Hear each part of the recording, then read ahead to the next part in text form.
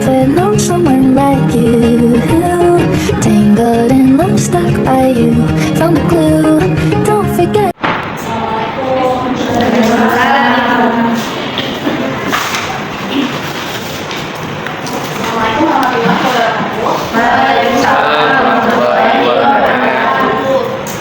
Kabar semuanya? Baik, Ibu.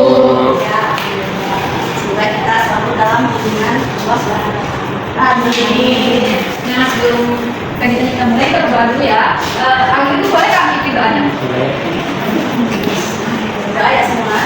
Bismillahirrahmanirrahim. Rabbi shrah li sadri wa yassir li amri wahlul 'uqdatam min lisani yafqahu qawli. Rabbi zidni ilman warzuqni fahman. Baik.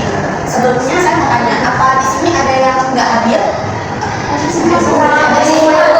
Kalau minggu kemarin ada ya, hadir dua orang ya, ada keterangan? Ada ya. Ya, jadi sebelum kita masuk ke sahabat kerja, di sini Ibu bakal jelasin dulu tujuan kita melakukan layanan dulu. Jadi yang pertama itu kita untuk memahami hubungan dengan teman sebaya. Lalu yang kedua untuk membangun komunikasi. Dan yang ketiga itu memecahkan masalah sosial secara positif. Jadi itu adalah tujuan kita melakukan layanan.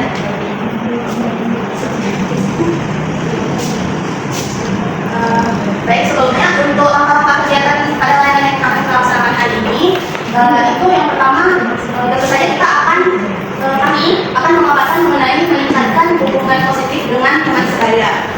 Lalu kita akan mengadakan surat pendapat dan juga tanya jawab. Lalu kami akan membagikan LKPD atau lembar kerja peserta didik, dan juga nanti ada lembar kepuasan dalam layanan yang telah Ibu lakukan.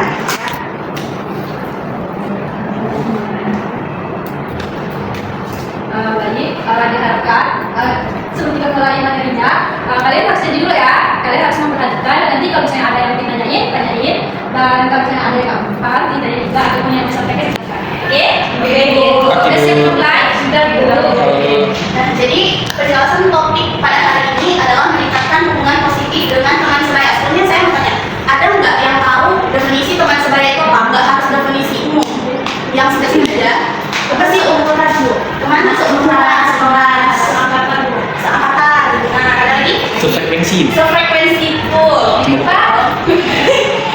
Nah, jadi benar sekali ya, teman sebaya itu adalah anak-anak atau remaja yang. Nah, jadi selanjutnya itu ada penyebab dan cara mengatasi konflik dengan teman sebaya. Nah, kalian di sini pernah nggak ada konflik sama temannya? Pasti pernah ya, namanya kita juga sering. Jadi konflik itu pasti ada sebabnya kan ya. Nah, jadi di sini ada beberapa sebabnya. Yang pertama itu gangguan pribadi. Katanya salah satu teman merasa terganggu secara langsung. Misalnya nih kita ngejek teman, nah itu bisa menimbulkan konflik. Lalu ada ketidakpuasan terhadap hasil kegiatan atau interaksi. Misalnya kalah dalam kompetisi. Nah itu biasa kan terjadi konflik kan. Terus selanjutnya itu ada perbedaan pendapat. Nah misalnya di antara kita tuh pendapatnya beda-beda nih. Nah gara-gara itu akhirnya bertengkar. Biasa kan ya. Lalu yang keempat itu ada saling ngejek. Komunikasi yang tidak sopan atau menyakiti perasaan. Saling ejek-ngejek itu juga dapat menimbulkan konflik. Lalu ada provokasi dan sikap saling menjatuhkan. Nah, lalu ada cara mengatasinya. Nah, sebelum Ibu jelaskan di sini, biasanya yang pernah konflik sama teman gimana tuh cara kalian mengatasinya?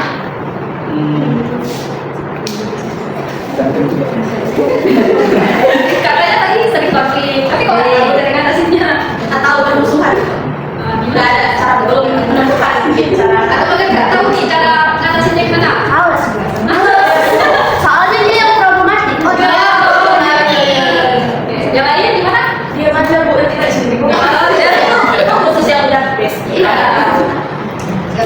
Jadi ada beberapa cara buat mengatasi konflik dalam pertemanan. Yang pertama itu komunikasi terbuka dan jujur, saling berbicara dengan hati, tidak emosi dan menyampaikan perasaan masing-masing. Nah misalnya ada kesalahpahaman di antara kita sama kawan kita, berarti kita tuh bicarain baik-baik, nggak boleh saling emosi. Kalau misalnya kita saling emosi berarti masalahnya nggak selesai. Nah yang kedua itu menahan emosi dan introspeksi diri. Nah kalau misalnya kita tuh lagi ada masalah sama teman kan diobrolin ya. Nah kita tuh masing-masing harus introspeksi diri. Kita salah, dia juga salah. Jangan merasa jadi yang paling benar. Lalu yang ketiga ada melibatkan mediator atau pihak ketiga. Nah, misalnya kalau masalahnya itu udah terlalu rumit nih, nah misalnya kita bisa melibatkan orang lain, misalnya apakah itu guru, atau guru BK, atau keluarga, atau teman yang lain. Nah, yang keempat itu ada menyusun kesepakatan damai. Nah, misalnya setelah kita bicara nih baik-baik sama teman kita, terus kita bilang, ayo kita berdamai, biar nggak bermusuh lagi. Lalu yang kelima itu ada melakukan tindakan pemulihan. Bila ada kerugian fisik, benda atau nama baik, lakukan penggantian atau permintaan maaf. Nah, biasanya kita kan biasa tuh dalam pertemanan, misalnya kita nggak sengaja merusakin barang teman, ya kan, akhirnya timbul konflik. Nah, di situ awalnya kita minta maaf dulu, habis itu kita ganti barangnya kita rusakin tersebut. Lalu yang terakhir itu adalah membangun kembali hubungan. Nah, setelah berdamai, jalin kembali komunikasi secara bertahap. Seperti itu. Itu adalah cara menyelesaikan konflik. Nah, ada yang mau nanyain? Sini? Ada yang mau tanya? Nanti Bu. Oke. Lanjut. Yang keempat itu ada etika berinteraksi di dunia nyata dan digital. Nah, jadi di sini dalam berinteraksi, baik itu di dalam dunia nyata ataupun di dalam dunia digital, itu kita punya etika. Jadi yang pertama itu ada menjaga privasi dan data pribadi di dalam dunia nyata. Kita menjaga rahasia teman dan tidak membicarakan urusan pribadi mereka kepada orang lain. Misalnya kita punya bestie, pasti kalau antara bestie sama bestie pasti sering curhat kan? Ya, pasti banyak tuh rahasia-rahasia di antara kita, ya kan? Nah, jadi rahasia-rahasia tersebut harus kita jaga, harus saling menjaga, jangan membocorkannya pada orang lain, karena itu bakal menimbulkan konflik. Lalu demikian pula di dunia digital, penting untuk tidak membagikan informasi pribadi teman tanpa izin. Nah, misalnya nih kita pasti semuanya ada media sosial kan? Kita kan sering tuh post-post foto rame-rame, ya kan, mana tahu ada temennya nggak pakai hijab, terus kita langsung post. Nah, itu kan bisa menimbulkan konflik. Nah, itu harus dihindari. Lalu menggunakan bahasa yang sopan, menggunakan kata-kata yang santun, menghindari caci maki, menghormati perbedaan pendapat, menghindari provokasi, dan jangan sengaja memancing emosi atau memperkeruh suasana diskusi. Nah, jadi yang paling penting itu kata-kata yang harus kita jaga. Karena biasanya kadang-kadang kita kalau sama teman itu kan nggak jaga kata-kata ya, asal ngomong aja. Lalu ada hindari konflik dan sara. Jangan memprovokasi dengan mengunggah konten atau komentar yang menyinggung latar belakang etnis, agama, atau rasa tenang dan profesional. Nah, misalnya kayak kita di media sosial, ada hal yang mungkin dari orang tersebut gak kita sukai, itu kita nggak boleh berkomentar. Maksudnya kita boleh berkomentar, tapi nggak boleh berkomentar yang negatif yang bisa menimbulkan konflik di antara kita. Lalu ada hargai karya dan pendapat orang lain. Nah, kan kalau misalnya di media sosial kan diterapkan kan banyak, misalnya kayak kita di YouTube ngupload video di YouTube, kita pakai musik, kadang-kadang ada musik yang melanggar hak cipta, ya kan? Nah, ya itu salah satu bentuk etika di dalam dunia pertemanan dunia digital. Jadi ini nggak ada yang mau bertanya kalau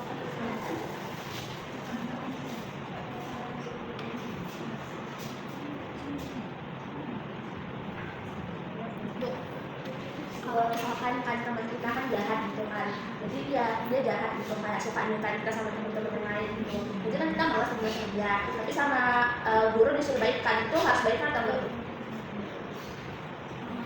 kan tergantung kita kan.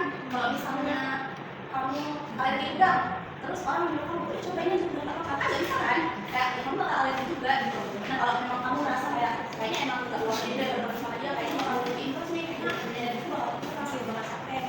Udah mungkin kayak kalau memang nggak mau berteman lagi, jangan nampain kalau kita nggak mau berteman gitu. Lebih baik kayak ya udah kita tahu dia ada tapi ya udah aja gitu kan.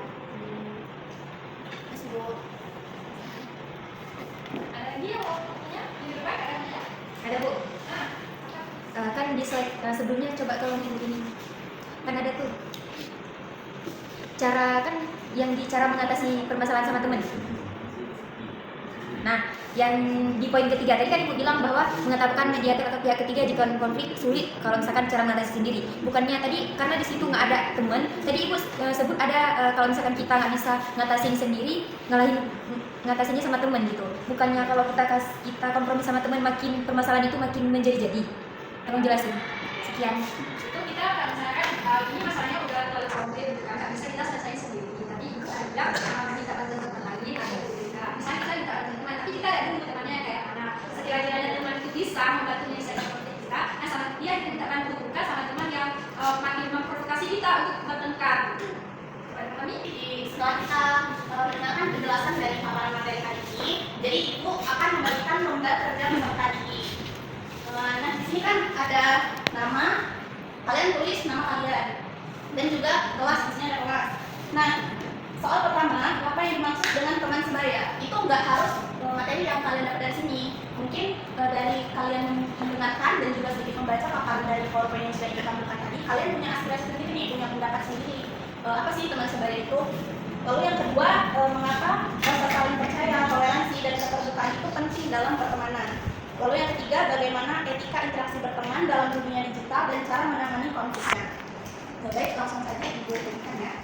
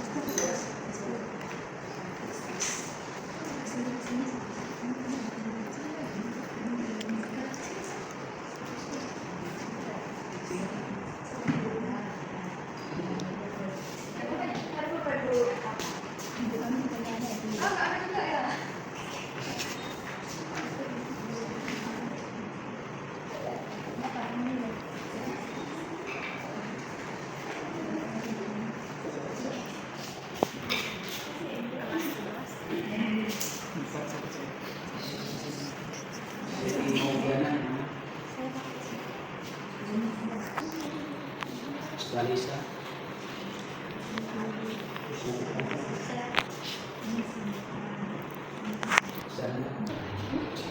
Perhatian semuanya. Tadi kan kalian udah dengerin nih paparan materi.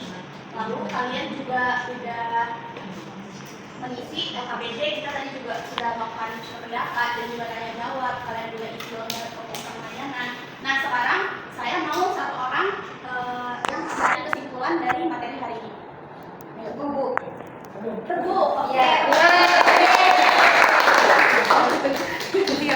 Apa ini? Berdiri dulu. Iya, kesimpulan. Di sini ada Bu. Dari materi hari ini dapat kita simpulkan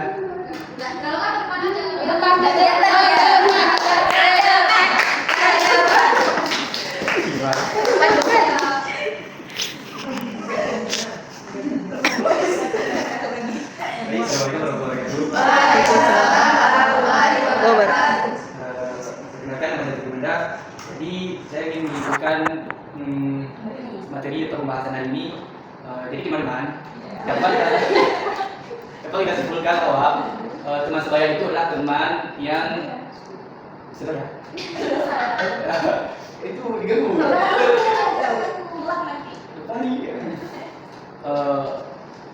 Ya. Jadi teman sebaya itu adalah teman yang seumuran kita dan sefrekuensi kita, itu yang saya paham. Dan jadi kita perlu kejujuran, toleransi, dan saling percaya jika kita ingin berteman. Karena kalau tidak ada semua itu, kita mungkin nanti akan mengalami konflik sama teman kita. Mungkin demikian. Terima kasih kepada Dr. yang sudah menyimpulkan materi kita hari ini. Diucapkan terima kasih banyak atas perhatian dan juga partisipasinya. Sebelumnya kita tutup dulu dengan membaca doa kafaratul majlis. Bismillahirrahmanirrahim. Subhanakallahumma wa bihamdika asyhadu an la ilaha illa anta astaghfiruka wa atubu ilaika. Terima kasih semuanya. Wassalamualaikum warahmatullahi wabarakatuh. Waalaikumsalam. Terima kasih Bu. Sama-sama. Kelompok 3 isi dengan 3. Pertama dari segi apa yang dilakukan dalam universitas adalah mulai dari apa ada tanggapan atau apa? Jadi kalau dari kami Pak ada terus kalau misalkan dari langkah-langkahnya ada yang kurang mungkin bisa satu orang ini menanyakan terlebih dahulu mungkin kayak mengulang punya minggu lalu gitu sekilas saja gitu. Itu yang mungkin tidak ada. Dan terus yang kedua ice breaking ya. Ice breaking itu mungkin perlu untuk anak-anak karena kan kalau misalkan apalagi di guru menjelaskan kayak menjelaskan terus menjelaskan pasti murid ini kayak bosan gitu. Nah terus yang ketiga apresiasi untuk murid itu sangat penting. misalkan dia nggak ada apresiasi untuk dia merasa kayak udah besok udah nggak mau jawab lagi, nggak ada kayak antusias untuk dia dijawab selanjutnya gitu. Tadi sih Pak. Ada lagi? Sebenarnya ada kelompok satu kelompok jadi ada satu kontrak. Kontrak. Ya kan sebelumnya Bunda menyatakan bahwasanya layanan ini dikontrak sama batas sisi dinakas dan sisi 1,50. Iya. Itu kan dulu dalam memberikan usia kita kelompok yang itu ada menit. Mana dia? Mana? Ada. Mana dulu? Ada. Terus itu ya. Jadi ada tidak? Biasanya kan tidak lagi tidak kayak kita dulunya evaluasi sedangkan sesuai mana belum paham masih bahwa kemampuan dirinya itu berarti dalam negara itu bisa jadi kelompok atau menjadi kelompok gitu. Masukkan dalam kelompok ini berkaitan dengan itu. Cocok lah kira cuma amat kelihatan tadi. Masukkan lagi.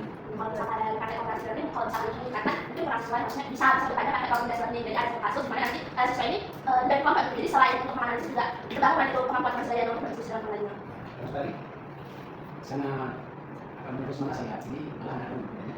Jadi berdua yang kelas kosong harus mereka topik yang sama menggunakan metode bermentar. Oke. Nah, itu masuk komunikasi aktif. Jadi kasih contoh misalnya kayak ada tema, kawannya ada tema masuk kelas apa yang dari buku ayo kita keluar polos ini. Ingat di komunikasi aktif kami. Maka kita sama tugasnya belajar. Jadi kawan-kawannya jadi juga ya. Jadi menggunakan pendidikan bicara bermain ini tapi ya yang tidak diskusi juga ya pertanyaannya bahkan dalam banyak contoh karena dalam ini masuk itu ada pendekatan profesional ya karena tadi tapi juga maka diskusi mengenai peran diskusi kan ada diskusi ada bicara isu bicara lagi diskusi kalau isu kan dua kelompok mesti kelompok memberikan pengertian berdasarkan dengan kalau komunikasi kalau komunikasi kan bagus kita tampil komunikasi lagi dalam duanya sambilan